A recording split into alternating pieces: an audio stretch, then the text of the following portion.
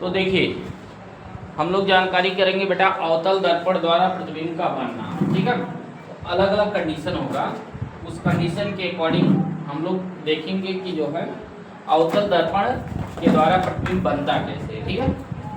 Okay, you know that, आप लोग जानते बेटा अवतल दर्पण कैसे बनता है, ये सारी जानकारी मैंने आपको पहले से कर दिया, ठीक है। और अवतल दर्पण होता क्या है ये भी मैंने आपको पहले से क्लियर कर दिया, पहले से बता दिया, ठीक है। तो देखिए पहले वाले कंडीशन में यानी अनेक प्रकार की कंडीशन आपको देखने को मिलेगी, यानी अवतल दर्पण द्वारा जो प्रतिबिंब का बनना हम लोग सीखेंगे बेटा, उसमें अनेक प्रकार के कंडीशन सीखेंगे, ठीक है। जिसमें से पहला कंडीशन हम लोग ले लेते हैं, जब वस्तु अनंत दूरी पर है। पहला वाला कंडीशन है जब वस्तु अनंत दूरी पर, ठीक है, अनंत दूरी पर, यानी वस्तु जब अनंत दूरी पर है तब उस कंडीशन में हम लोग जानेंगे कि अवतल दर्पण में प्रतिबिंब बनता कैसे, ठीक है। तो अवतल दर्पण हम लोग यहाँ पे फॉर्म कर लेते हैं यानी बना लेते हैं, ठीक है। ये हमारा क्या होता है बेटा, अवतल दर्पण होता है, समझ आया ना, ठीक है। अवतल दर्पण आपका ऐसे ही होता है, ठीक, जिसमें ऊपरी हुए भाग पर क्या किया जाता है, कलई किया रहता है, और अंदर वाला भाग क्या होता है, चिकना, ठीक है। तो ये आपका अवतल दर्पण होता है, ठीक। जिसमें से आप लोग जानते हैं बेटा ये बीच वाला जो ये पॉइंट होता है इसको हम लोग ध्रुव बोलते हैं, यानी पोल का, यहाँ पीछे लिख दीजिए। तो ये क्या होता है बेटा, पोल होता है यानी ध्रुव होता है, ठीक है। और ध्रुव से ऐसे अगर एक रेखा हम लोग हॉरिजॉन्टल यानी क्षैतिज में खींचते हैं, इसको क्या बोलते हैं बेटा, मुख्य अक्ष। क्या बोलते हैं, मुख्य अक्ष। ना लिखिए कोई दिक्कत नहीं, क्योंकि आप लोग पहले से जानते हो, ठीक है। और इस दर्पण का जो केंद्र मतलब जो वृत्त का केंद्र होता है दर्पण का ही केंद्र होता है, तो इसका केंद्र क्या हो जाएगा, सी, और एफ मतलब क्या होता है, ये, ठीक है। यहाँ पर यानी जिसको एफ को क्या बोलते हैं बेटा, फोकस कहते हैं। क्या कहते हैं, फोकस, ठीक। यानी वस्तु कहाँ पे स्थित है बेटा, आपका अनंत पे स्थित है। और वस्तु कहाँ पे स्थित है, अनंत पर स्थित है, ठीक है। यानी मान लेते हैं वस्तु कहाँ पे स्थित है, अनंत पे। चलिए ठीक है, कोई वस्तु है जो कि कहाँ पे स्थित है बेटा, अनंत पे स्थित है, ठीक है। यानी ए बी, वस्तु क्या है बेटा, ए बी है, जो कहाँ पे स्थित है, अनंत पे स्थित है, ठीक है। समझ आया ना, ठीक। अब देखिए, यानी कहने का मतलब मैंने इसके पहले आपको क्लियर कर दिया है कि कितने प्रकार की जो रे होती है चलती है, ठीक है। जैसे एक मैंने आपको बताया था कि मुख्य अक्ष के समांतर चलती हैं, एक मैंने आपको क्या बता दिया था कि फोकस से होकर जाती हैं, एक मैंने आपको बताया था कि वक्रता केंद्र से होकर जाती है, एक मैंने आपको बताया था कि पोल पे आके टकराती है, यानी ध्रुव पे आके डायरेक्ट टकराती है। समझ आया ना, यानी कितने प्रकार की रे चलती हैं, वो सारे कंडीशन मैंने आपको क्लियर कर दिए। वैसे जो रे होती, किरणें होती, वो कई प्रकार की चलती हैं, लेकिन 4 प्रकार से हम लोग अध्ययन किए थे। समझ आ रहा ना, यानी 4 प्रकार से हम लोग क्या किए थे बेटा, अध्ययन किए थे कि आपकी रे कैसे चलती है, ठीक है। जिसमें से पहला हम लोग मान लेते हैं, जैसे यहाँ पे अगर देखा जाएगा तो मान लेते हैं कोई रे जो है वो क्या है बेटा, मुख्य अक्ष के समांतर जा रही है। यहाँ पे आप देख सकते हैं बेटा ये मुख्य अक्ष है, ये हमारा क्या है, मुख्य अक्ष है। यानी एक रे मान लेते हैं क्या है बेटा, ये मुख्य अक्ष की क्या है, समांतर जा रही है। और आप लोग को पता है कि जब कोई रे मुख्य अक्ष के समांतर जाती है तो दर्पण से परावर्तन के पश्चात, ठीक है, दर्पण से परावर्तन के पश्चात कहाँ से होकर गुजरती बेटा, मुख्य फोकस से होकर गुजरती। समझ आ रहा ना, कहाँ से होकर गुजरती बेटा, मुख्य फोकस से होकर गुजरती है। जब कोई रे क्या होती है, मुख्य अक्ष के समांतर चलती है। मान लेते हैं ये ऊपर वाले भाग से, मान लेते हैं नीचे वाले भाग से भी आपकी क्या रे जा रही है, मुख्य अक्ष के समांतर जा रही है। फिर वही कंडीशन होगा, कहाँ से होकर गुजरेगी बेटा, मुख्य फोकस से होकर गुजरेगी।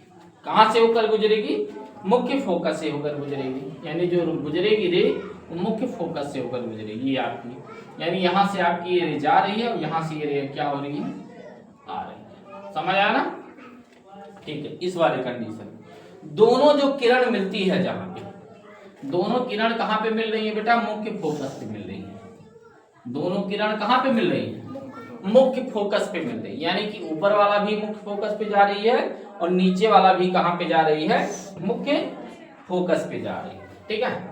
यहाँ से देखिए आप लोग देख सकते हैं कि अगर इसको हम डॉट द्वारा मिला ले, इसको अविलंब बोला जाता है। इसको क्या बोला जाता है, अभिलंब, अभिलंब और आपतित किरण के बीच के कोण को आई कहते हैं। अभिलंब और परावर्तित किरण के बीच के कोण को क्या कहते हैं? आर कहते हैं। मैंने आपको बताया था ना, अभिलंब और आपतित किरण के बीच के कोण को आई कहते हैं, जिसको आपतन कोण कहते हैं। और अभिलंब और परावर्तित किरण के बीच के कोण को क्या कहते हैं? परावर्तन कोण कहते हैं, जिसको स्मॉल आर से डिनोट करते हैं। ठीक है, ये मैंने आपको पहले से क्लियर कर दिया था जब मैंने आपको क्या बताया था, जब मैंने आपको साधारण दर्पण की बात किया था। ठीक है, यहाँ पे साधारण दर्पण लिए थे तो ये वाला पार्ट क्या होता था बेटा? अविलंब होता था। समझ आ रहा है ना? ठीक है, लेकिन यहाँ पे कौन सा दर्पण है बेटा? अवतल दर्पण है। ठीक है, ओके। तो अवतल दर्पण में आपका यहाँ से सी से जो मिला रहे हैं, ये आपका क्या होता है बेटा? अविलंब होता। सी मतलब वक्रता केंद्र होता। ठीक है, ओके। तो आपको ये सारी चीज पता चल गया कि जब ये मुख्य अक्ष के समांतर गई रे और दर्पण से परावर्तित हुई तो कहां से होकर गुजरी? फोकस से। सेम कंडीशन नीचे वाली रे क्या हुई? मुख्य अक्ष के समांतर गई और दर्पण से परावर्तन के पश्चात कहां से होकर गुजरी बेटा? मुख्य फोकस से होकर गुजरी। ठीक है, अब देखिए इस कंडीशन में हुआ क्या, यानी अगर हम लोग समझे जो है प्रतिबिंब बना क्या और किस प्रकार से प्रतिबिंब बना, ये सारे चीज अगर हम लोग क्लियर करें तो अवतल दर्पण द्वारा अनंत पर वस्तु का जो प्रतिबिंब होता है वो कहां पे बनता है? दर्पण के फोकस पे बनता है। कहां पे बनता है? यानी दर्पण के कहां पे बनता है बेटा? फोकस तल में बनता है। ठीक है, क्या बनता है? फोकस तल में बनता है। और क्या बनता है? वास्तविक बनता है। वास्तविक का मतलब क्या होता है? वास्तविक का मतलब दिखाई देता है। ठीक है, ये कहां पे बनता है? मुख्य फोकस पे बनता है और वास्तविक बनता है। क्या बनता है? वास्तविक बनता है। और उसके साथ साथ आपका ये क्या बनता है बेटा? उल्टा बनता है। क्या बनता है? उल्टा बनता है, मतलब उल्टा बनता है। अभी देखिए आगे जो और भी जब हम क्लियर कर देंगे तो आपको पता चल जाएगा उल्टा होता क्या है। ये वस्तु का प्रतिबिंब क्या बनता है? उल्टा बनता है। और वस्तु से क्या बनता है? बड़ा बनता है कि छोटा बनता है? छोटा बनता है। और छोटा मतलब एक बिंदु के आकार का जब बन ही रहा है तो इतना पता है कि वस्तु इतना बड़ा है, उसका जो प्रतिबिंब बन रहा है एक बिंदु के आकार का बन रहा है। ठीक है, यानी कहने का मतलब जब वस्तु अनंत पर रखी जाती है अवतल दर्पण में तो वस्तु का प्रतिबिंब क्या बनता है बेटा? वस्तु का प्रतिबिंब मुख्य फोकस पे बनता है। दूसरा कंडीशन वास्तविक बनता है। तीसरा क्या बनता है? उल्टा बनता है। और उल्टा के साथ साथ क्या बनता है बेटा? एक बिंदु आकार का, यानी वस्तु से क्या बनता है? छोटा बनता है। समझ आया ना? तो पहला कंडीशन क्या हो गया? मुख्य फोकस पे बनता है। ठीक है, कहां पे बनता है बेटा? मुख्य फोकस पर बनता है। वस्तु का प्रतिबिंब कहां पे बनता है? मुख्य फोकस पे बनता है। दूसरा क्या हो गया? उल्टा बनता है। क्या बनता है बेटा? उल्टा बनता है। ठीक है, और तीसरा क्या हो गया? वास्तविक बनता है। क्या बनता है बेटा? वास्तविक बनता है। और चौथा कंडीशन क्या होता है? वस्तु से क्या होता है? छोटा। वस्तु से छोटा और बिंदु आकार का बनता है। बिंदु के आकार का बनता है। ठीक, बिंदु के आकार का बनता। समझ आया ना? तो ये आपके चार कंडीशन देखने को मिलते हैं जब वस्तु क्या होती है? अनंत दूरी पर स्थित होती है। समझ आया ना? तो इस प्रकार से वस्तु का प्रतिबिंब क्या बनता है? मुख्य फोकस में बनता है, उल्टा बनता है, वास्तविक बनता है और वस्तु से क्या होता है? छोटा, यानी बिंदु आकार का बनता है। समझ आया ना? क्लियर हुआ ना? ठीक, ओके, चलिए